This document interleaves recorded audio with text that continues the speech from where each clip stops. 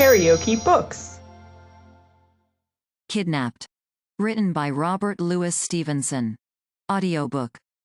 Chapter 13. The Loss of the Brig. It was already late at night, and as dark as it ever would be at that season of the year, and that is to say, it was still pretty bright, when Hoseason clapped his head into the roundhouse door. "Here," said he, "come out and see if ye can pilot." "Is this one of your tricks?" asked Alan. "Do I look like tricks?" cries the captain. "I have other things to think of. My brig's in danger."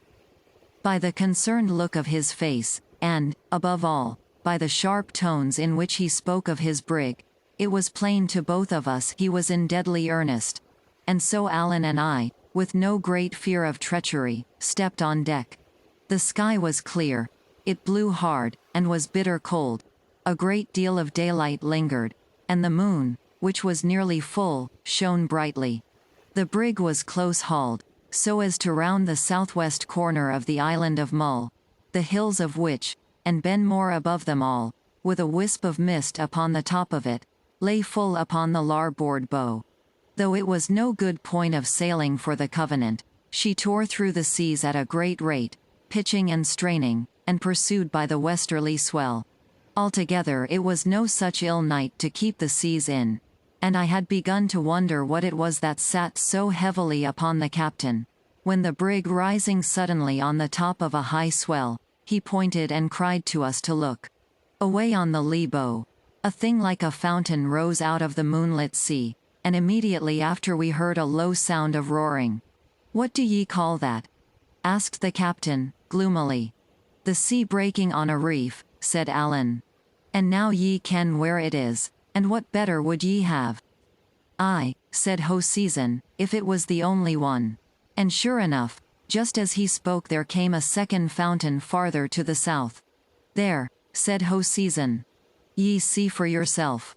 If I had kent of these reefs, if I had had a chart, or if Schwan had been spared, it's not 60 guineas, no, nor 600, would have made me risk my brig in sic a stone-yard. But you, sir, that was to pilot us, have ye never a word?" "I'm thinking," said Alan, "these'll be what they call the Torin Rocks." "Are there many of them?" says the captain.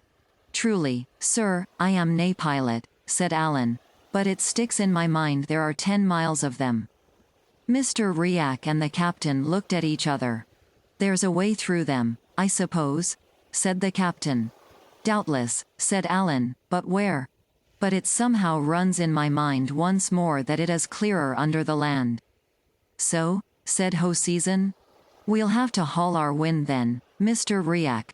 We'll have to come as near in about the end of Mull as we can take her, sir, and even then we'll have the land to keep the wind off us, and that stone-yard on our lee. Well, we're in for it now, and may as well crack on." With that he gave an order to the steersman, and sent Riak to the foretop. There were only 5 men on deck, counting the officers, these being all that were fit, or, at least, both fit and willing, for their work. So, as I say, it fell to Mr. Riak to go aloft, and he sat there looking out and hailing the deck with news of all he saw. "The sea to the south is thick," he cried, and then, after a while, "it does seem clearer in by the land." "Well, sir," said Hoseason to Alan, "we'll try your way of it. But I think I might as well trust to a blind fiddler." "Pray God you're right, pray God I am," says Alan to me. "But where did I hear it?" Well, it will be as it must. As we got nearer to the turn of the land the reefs began to be sown here and there on our very path, and Mr. Riak sometimes cried down to us to change the course. Sometimes, indeed, none too soon. For one reef was so close on the brig's weatherboard that when a sea burst upon it the lighter sprays fell upon her deck and wetted us like rain. The brightness of the night showed us these perils as clearly as by day, which was, perhaps, the more alarming. It showed me, too, the face of the captain as he stood by the steersman, now on one foot, now on the other, and sometimes blowing in his hands, but still listening and looking and as steady as steel. Neither he nor Mr. Riak had shown well in the fighting, but I saw they were brave in their own trade, and admired them all the more because I found Alan very white. "Och one, David," says he, "this is no the kind of death I fancy." "What, Alan?" I cried, "you're not afraid?" "No," said he, wetting his lips, "but you'll allow, yourself, it's a cold ending." By this time, now and then sheering to one side or the other to avoid a reef, but still hugging the wind and the land, we had got round Iona and begun to come alongside Mull. The tide at the tail of the land ran very strong, and threw the brig about. 2 hands were put to the helm, and Hoseason himself would sometimes lend a help, and it was strange to see 3 strong men throw their weight upon the tiller, and it, like a living thing, struggle against and drive them back.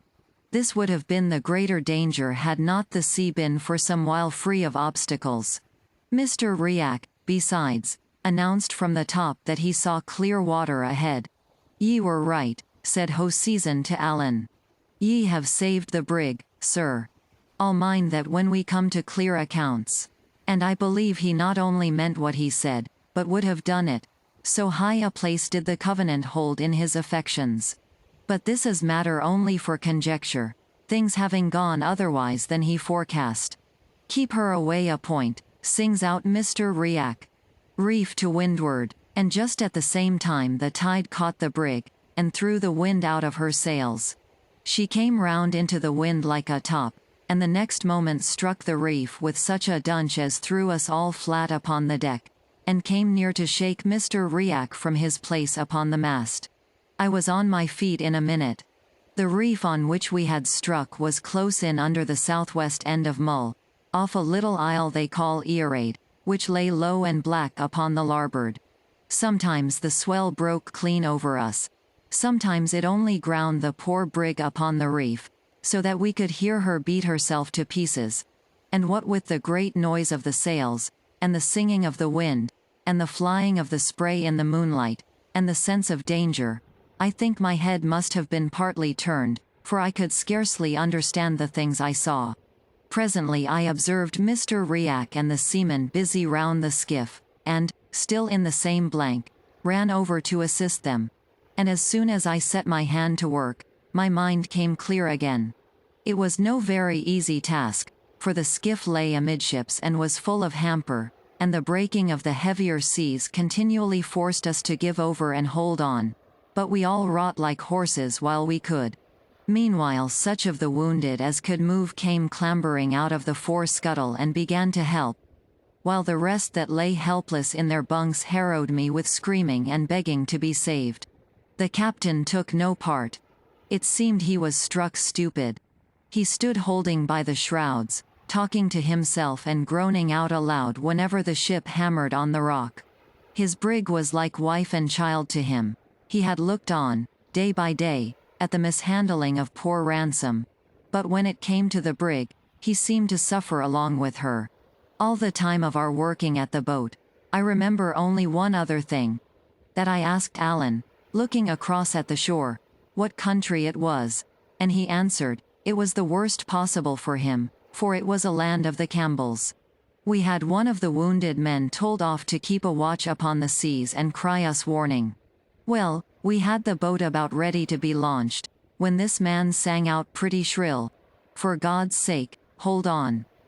We knew by his tone that it was something more than ordinary, and sure enough, there followed a sea so huge that it lifted the brig right up and canted her over on her beam. Whether the cry came too late, or my hold was too weak, I know not, but at the sudden tilting of the ship I was cast clean over the bulwarks into the sea. I went down, and drank my fill, and then came up, and got a blink of the moon, and then down again. They say a man sinks a 3rd time for good. I cannot be made like other folk, then, for I would not like to write how often I went down, or how often I came up again. All the while, I was being hurled along, and beaten upon and choked, and then swallowed whole. And the thing was so distracting to my wits, that I was neither sorry nor afraid. Presently, I found I was holding to a spar, which helped me somewhat. And then all of a sudden I was in quiet water, and began to come to myself. It was the spare yard I had got hold of, and I was amazed to see how far I had traveled from the brig. I hailed her, indeed, but it was plain she was already out of cry. She was still holding together, but whether or not they had yet launched the boat, I was too far off and too low down to see. While I was hailing the brig, I spied a tract of water lying between us where no great waves came, but which yet boiled white all over and bristled in the moon with rings and bubbles. Sometimes the whole tract swung to one side, like the tail of a live serpent. Sometimes, for a glimpse, it would all disappear and then boil up again. What it was I had no guess, which for the time increased my fear of it, but I now know it must have been the roost or tide race, which had carried me away so fast and tumbled me about so cruelly, and at last, as if tired of that play, had flung out me and the spare yard upon its landward margin. I now lay quite becalmed, and began to feel that a man can die of cold as well as of drowning. The shores of Earaid were close in. I could see in the moonlight the dots of heather and the sparkling of the mica in the rocks. Well, thought I to myself, if I cannot get as far as that, it's strange. I had no skill of swimming, Essen water being small in our neighborhood, but when I laid hold upon the yard with both arms, and kicked out with both feet, I soon begun to find that I was moving. Hard work it was, and mortally slow, but in about an hour of kicking and splashing, I had got well in between the points of a sandy bay surrounded by low hills. The sea was here quite quiet. There was no sound of any surf. The moon shone clear, and I thought in my heart I had never seen a place so desert and desolate. But it was dry land, and when at last it grew so shallow that I could leave the yard and wade ashore upon my feet, I cannot tell if I was more tired or more grateful. Both, at least, I was. Tired as I never was before that night, and grateful to God as I trust I have been often, though never with more cause. Karaoke Books.